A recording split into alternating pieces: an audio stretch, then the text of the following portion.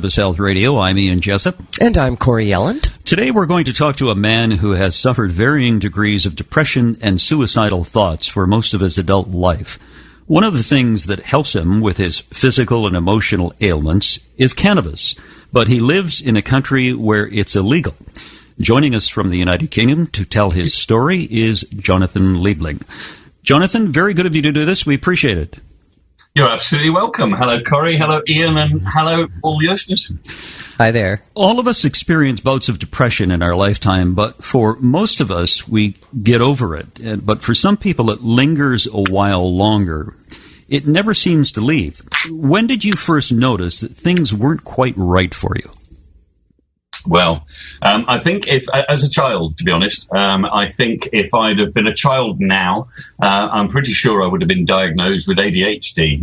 Obviously, when I was younger, they didn't have such a diagnosis. But being able to concentrate on anything, being able to focus on anything, it was always a real problem. I needed constant attention and constant distraction. And this all stems, I've done a lot of work with myself over the years, and I know, I had a suicidal mum, and I had a father who left at around about the time. And so I'm well aware of where those kinds of anxieties stem from. But and so I was always a bit of let's just say, a kind of socially awkward, bit of a weird and then quite clever kid. I sort of managed to get myself through all of my exams and everything else like that and got myself to university. But I was a bit worried about university because I wasn't very good at making friends and all that kind of stuff. And someone passed me a spliff at a party, and it was just like a revelation. Because never mind the first thought, which was actually I prefer getting stoned to getting drunk. But my second thought was all the stress pain from the shoulders and my upper back had disappeared. My social anxiety had gone, and I wasn't feeling in any way anxious at all. And for the first time in as long as I could remember, I could actually focus on one thing at a time if I wanted to. And my life got a bit different from that point. That was very pronounced. I am trying to think of you having that smoke and just thinking, I just feel totally different. It is. It's when you're used to, because I've had a lifetime of it now. When you're used to lots of what you would call uninvited thoughts and lots of different cycles of thoughts in your head, you do kind of get used to it. In some ways, it almost becomes a bit of a friend. But obviously, when you want to concentrate on something, when you need to focus on something, when you need to finish a task, it's not very helpful to have those internal interruptions. And it just, I sometimes kind of comically put it like this, but it really did just calm the voices down. Were you ever at any time on any medication? So, in fact, as it happens, for most of my adult life, I've been lucky enough. Well, you can call it lucky or not, but I've got a medical family, let's say. It's quite interesting, actually. So, my father was a consultant psychiatrist. My mother was a GP, general practitioner, and also a psychologist, a psychotherapist. And so with that kind of medical background, I rarely ever needed to go to the doctors. I was always kind of looked out for at home. But in recent years, I had a number of let's just say personal problems, and I wasn't coping. My anxiety levels were becoming unmanageable. I was starting to not be able to get onto public transport. Don't like being trapped in tight spaces and things like that. It was becoming difficult for me to leave the house. And I went to my doctor because I knew what I wanted, or I felt I did. And I needed to talk to somebody about all sorts of things going on. But my doctor at the time refused point blank to refer me to any kind of talking therapies, which is kind of a thing we have in the UK, because he said, because you're using a drug. Because I've always been open and honest with my medical professionals, whether they like it or not. I'm afraid I'm a bit in your face about it, I suppose. But he just said, look, you've got to put your trust in your doctor. And I said, well, okay, if you insist. And he took me off. I stopped using cannabis for a period of time. And within a couple of weeks, I already wasn't really leaving the house, and anxiety was quite strong. So he saw me again, and he prescribed me a Valium. It was diazepam. It was for sleeping because I wasn't sleeping very well. And he prescribed me a drug called fluoxetine for my depression. which is, I think it's commonly known as Prozac. It stands as the single worst drug experience of my entire life because I suffer from suicidal thoughts. So that's kind of, it's a little bit specific when that comes to anxiety and depression. And what Prozac seemed to do is it seemed to make me happy with all my thoughts. Which is all very good, unless you've got suicidal thoughts. And being happy with those is rather counterproductive. And basically, I acted.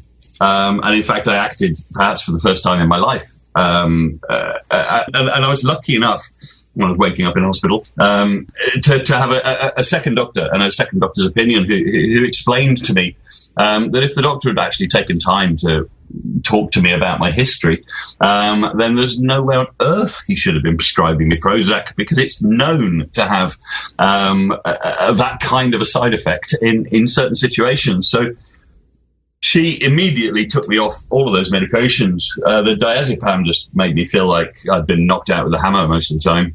And she recommended that I go back to using what I'd been using to manage it all my life. But she said she can't write it down in my medical records because she runs the risk of being struck off and losing her job. But the good thing is she referred me to the talking therapist, which is kind of what I needed in the first place. And that was much better. How did you try and take your life? I overdosed. Okay. Overdose of, let's say, prescription medications. It's an interesting story because when I went to the gym last month, several weeks ago, there's a fellow there that I used to talk to, and we used to converse on a fairly infrequent basis, but we would say hi to each other and chat. He was a runner, and I said, "Are you running much lately?" And he said, "No, I'm on different medication." And I didn't ask him what medication he was on because I thought, well, he didn't offer it. It's none of my business. 2 days later, he went missing. And then several days later, his body was found washed up on the shore. And what he did is he took a backpack, filled it full of rocks, went down to the ocean, cut his wrists, and walked into the ocean. Oof. And I didn't know at the time, but he was suffering from depression. And it really, I mean, it hits you because you really don't know what's going on in people's minds. And he was on a new medication. And he was on a new medication. And your story just brought that to mind right now because I thought it's a very similar story.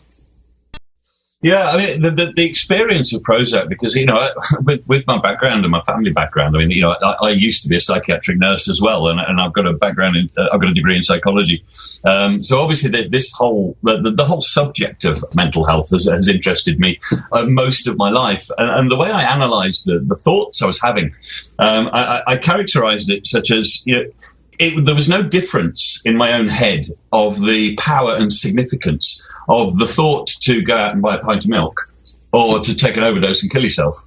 There was no difference in terms of feeling or emotion in my head between those two thoughts. And I can see that for some people that might have, you know, a really therapeutic effect. And, you know, I'm sure some of these pharmaceuticals, antidepressants, etc., have got a valid use in the right circumstance. But I think we need to be very, very, very much more careful as to who we're giving those things to. I mean, that even comes across because, you know, I find some strains of cannabis, I find, can exacerbate my anxiety sometimes rather than calm it down. But there's easy ways around that. Yeah, I was just going to ask you if the cannabis gave you suicidal thoughts. Not that I'm aware of, never. In fact, I mean, I've kind of always had the suicidal thoughts. It's a question of whether you want to explore them and act on them. And certainly cannabis has never done that. There are occasions. I mean, we have a problem which, you know, I firmly believe to be a direct consequence of its illegality. That around about 85 to 90% of the cannabis that you can buy off the street in this country is of a single particular type. It's of the type that is very, very high in THC and extremely low in CBD. And that's creating some problems. And I find personally that on occasions that can, cause me to feel agitated. And I would never describe it as suicidal. But what I have learned, and, thanks to a fantastic network, my organization, the United Patients Alliance as well, with a lot of people with a lot of experience in using various different kinds. And, I was able to find a one-to-one strain, a THC CBD one-to-one balance, and oh wow, that was for me a revelation. That was it's like I'd suddenly found a strain that was perfect for me. And now, because it's difficult to find those strains because obviously it's illegal, I occasionally supplement with CBD oil, or a CBD rich hemp oil or something like that. Because I believe and I think it replaces the missing cannabinoids, which is CBD in these strains. Jonathan, tell me about some of the run-ins you've had with police with respect to cannabis over the years. Well, I was talking a little earlier about my first experience of going to university, and after about 6 months, I was hitchhiking around the UK. We were going up to a party. It was me and a girlfriend. We're going up to a party in Newcastle. And coming back, I got stopped. We got stopped by the police. Now, it was one of those things. I was a student, a bit stupid. We were sat by a junction, and I was sat there and I was rolling up a doobie. And I looked up and there was this blue flashing light. There was not much I could do in that situation to deny it.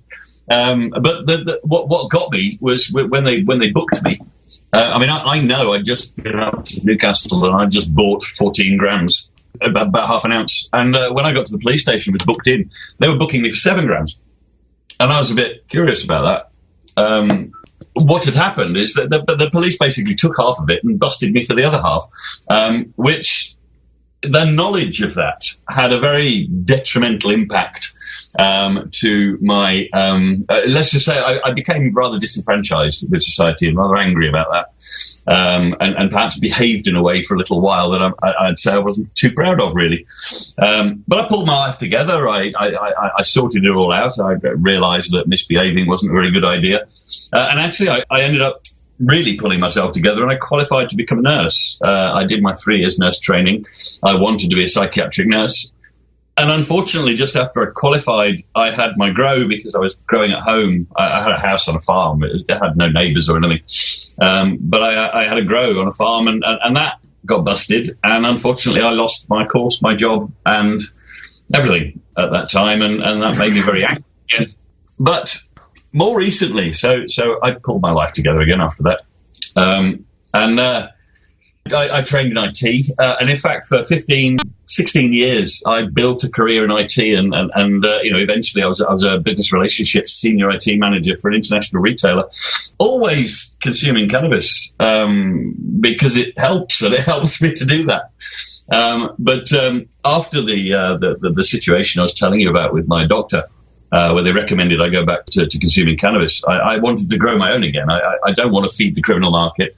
I want to be careful with my health. I want to know it's being grown organically, and I want the strains that I know are best for me, so I could grow it. And that's what I did. And unfortunately, I got busted again. And in fact, as of this day, right now, I am currently serving a 12-month suspended sentence for production of a controlled drug class B. And in fact, I'm glad I'm talking to Canada because I'm banned from going to the US now for about the next 5 years, which is rather upsetting. Isn't that crazy? Here's a plant that has been around for thousands of years. It helps people. You are under a suspended sentence now. Yet, if you had some pharmaceuticals, it would be fine. Even if they create terrible side effects, suicidal thoughts, you take your own life, you get cancer down the road, that's fine. That's okay. Well, I mean, this is why at that point, and this is what drove me into doing what I'm doing right now.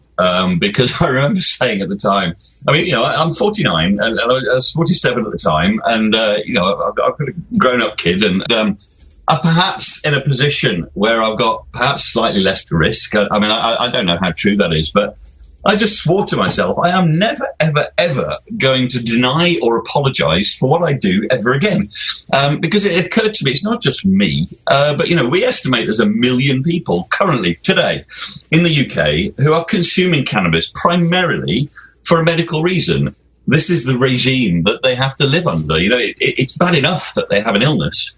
But on top of that, they've got to be so careful. And they could be easily locked up or criminalised. So I said enough's enough. And that's when I came across the United Patients Alliance. And that's what I've been doing ever since. Because I'm not going to let this go till it changes, because it's wrong. It's totally wrong. And it's too bad, all these patients that are using cannabis have to live with anxiety and fear and looking over their shoulder. It's bad enough to be fighting a disease or an illness, and then to have that on top of it, it's just crazy. Well, quite. And also the law, obviously, you're talking about pushing patients into the arms of criminals. Yes. And therefore, they're not getting, in a lot of the situations, they're not getting a quality medicine that they know what's in it. The people are just put under ridiculous risk when we should be showing them a little bit more compassion and perhaps start by arresting them, for instance. Here's what I find really, really stupid about the UK, and I'm talking about the government now. I'm not talking about the people of the UK. The UK, in my mind, and correct me if I'm wrong, is really far behind many industrialized countries when it comes to cannabis, with one exception. GW Pharmaceuticals. The UK government will allow GW to grow cannabis and sell it, but it won't allow its own citizens in the UK to grow it. What do you think of that?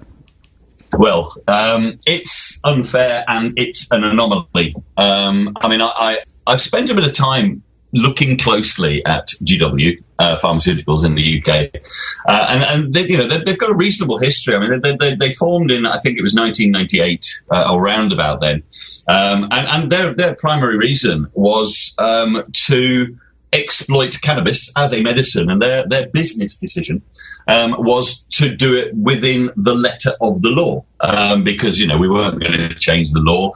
Cannabis is a fantastic cornucopia of potential therapeutic benefits, and so they moved forward on that. But when you come down to the regulations for instance, Sativex, which I presume you are familiar with, which is their first medicine, Sativex, which was submitted to our Medicines and Healthcare Regulation Authority, and I quote, as a 1-to-1 formulation of 2 cannabinoids, THC and CBD, with other inactive impurities.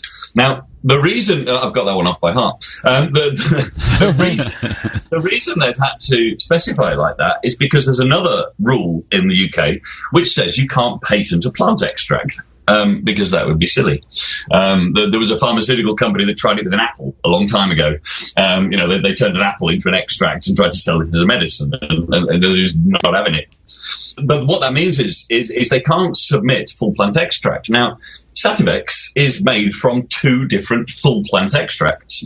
One of them we happen to know is made from skunk. Skunk hash 1, in fact, the seed was, because we know the man who sold the seeds to GW when they were looking for them. And the other one is kind of it's a variation of what you probably call or recognise as Charlotte's Web.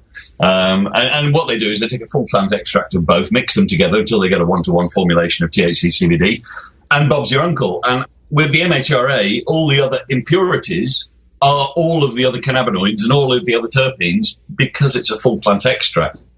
That, according to the Misuse of Drugs Act, when it's produced, as long as you have a prescription with it, is in Schedule 4 of our Misuse of Drugs Act.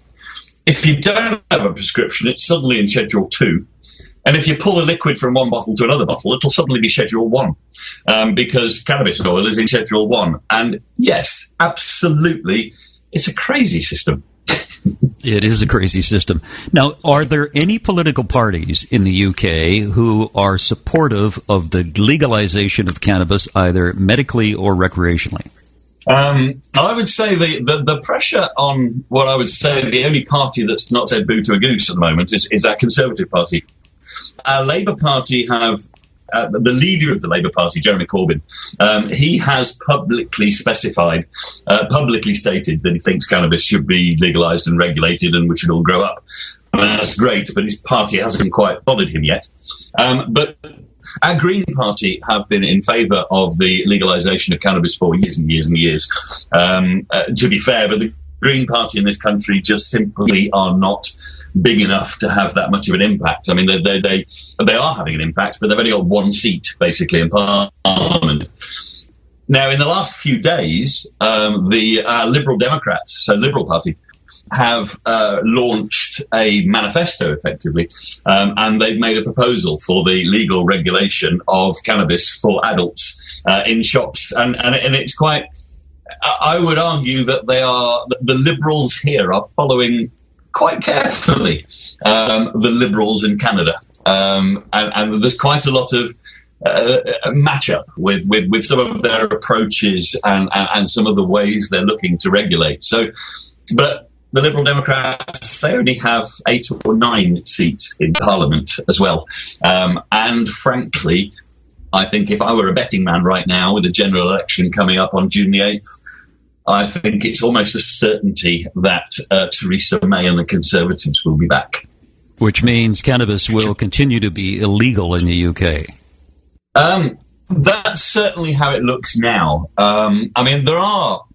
You know, at the end of the day, what I would say about Theresa May, because I mean, most people know this about her, she's absolutely no friend of drug law reform at all in any way, shape, or form. She's got very staunch views, they're prohibitionist views about the whole subject, and therefore, I don't think one could ever say she's going to change any drug policy or legalise cannabis because that's important to her, or because she's going to show some compassion. However, there are some ongoing and increasing, what I would call conservative arguments, to start having a look seriously at this. So, you know, we're certainly not going to give up. The first thing is, you know, we've got a report that it will add at least 1.1 billion pounds a year in tax. We do know that it's going to save the NHS in prescription charges an awful lot. We can reduce the costs of our police service, we can reduce our criminal justice costs, and we can reduce our prison numbers, which we're having a great deal of a problem with. And also we seem to be having a growing problem with synthetic cannabinoids being out there on the street as well. And there is a possibility, and we're trying hard to make an argument to the Conservative Party that here's a bunch of reasons why it would be really, really good for you guys if you started doing something about policy. And I think in the end, they're going to realise that the world is changing and the UK is getting left way behind. I mean, you know, we've now got, I think it's 12 EU countries that have some form of legal access to cannabis therapeutics via their doctor through pharmacy. You've got more than half the states. Obviously you've got Canada, you know, countries all over the world. And we really are getting behind. And so I think it's an inevitability. Jonathan, I want to ask you about your work and with the United Patients Alliance and dealing with other people who have depression. Do you help out other people who have depression? Obviously, our main focus started to be campaigning, and, you know, we're a grassroots activist organisation to begin with, but campaigning, lobbying, you know, that's our focus. However, the more and more patients or people who identified as medical cannabis patients who joined our organisation, the more it started to become a support group. We do now have discussion forums, and, you know, we all offer each other an awful lot of support. Pretty much everybody who does anything within the United Patients Alliance does gain benefit from consuming cannabis as a medicine. And so, yes, we do have forums, and you know, each of our directors in some ways is a representation of one aspect or another. I mean, our founder, Clark French, he was diagnosed at the age of 24 with multiple sclerosis, and he's now in his 30s. And he struggles from time to time, but around him has been created, you know, a lot of, you know, very similar thinking and very similar feeling people, and we're gathering a great deal now of, you know, what I would call very, very valuable patient data, in terms of what strains work for you, what situations don't. And we can do that in little groups of people who are mental health sufferers, people who are depression sufferers, people who are multiple sclerosis sufferers, or whatever else. And we're looking to exploit that data at some point and actually, get it out there and get it published, because it's got to be very, very valuable. So yes, absolutely, we do act as a support group now. Jonathan, when you're on cannabis, would you say you still suffer from depression, or the depression is not noticeable? I would have to say the latter. Given the choice of those two, I think depression is something that depression and anxiety is something that's going to follow me around through life. It's a result of my experiences, and it is quite easy for things to trigger me and set me off. But using cannabis, I find it. What's the best way of putting it? It enables my own mind, and it enables my own psyche to handle and rationale the problems and the thoughts that are going on. And so I've still got it, but what cannabis does is it enables me to manage it so much better. And that's certainly the way I would put it. How do you consume your cannabis? Various different methods. I haven't yet. There's a lot of people around me who are consuming extracts and getting into dabs and things like that. And right now, I have to say, I'll get slated for saying this, I'm sure. But I'm just still not quite comfortable with the idea of using a blowtorch and a bong in order to consume my cannabinoids. I'm sure it's something I just need to get over. But for the time being, I vaporize. I do admit to being a lifetime nasty, horrible, poisonous drug tobacco user. And at the moment, I am trying really, really hard. I do occasionally slip up, but I never like to mix the two, because why on earth would you put that poison with the medicine? Jonathan, are you using cannabis on a daily basis? It's a daily basis when my mood goes low. But I would say I go through maybe a daily basis for a month, and then probably don't touch it for a week or two. And then it may come back, and then a daily basis again. So it varies. Jonathan, I'm wondering, you live in a climate which is similar to ours here, and the winters are wet, they're dark, they're cold, they're gray. Does your that's right. Does your depression, is it more pronounced during the winter than it is during the summer? I've tried to notice that, but no, I actually don't think so with mine. I mean,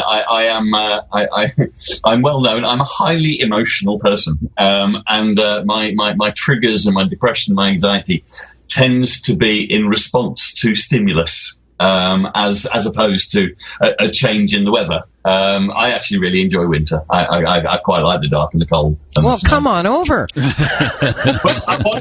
Like I said, they won't let me in the US anymore, so I've got to look to Canada and Mexico. So,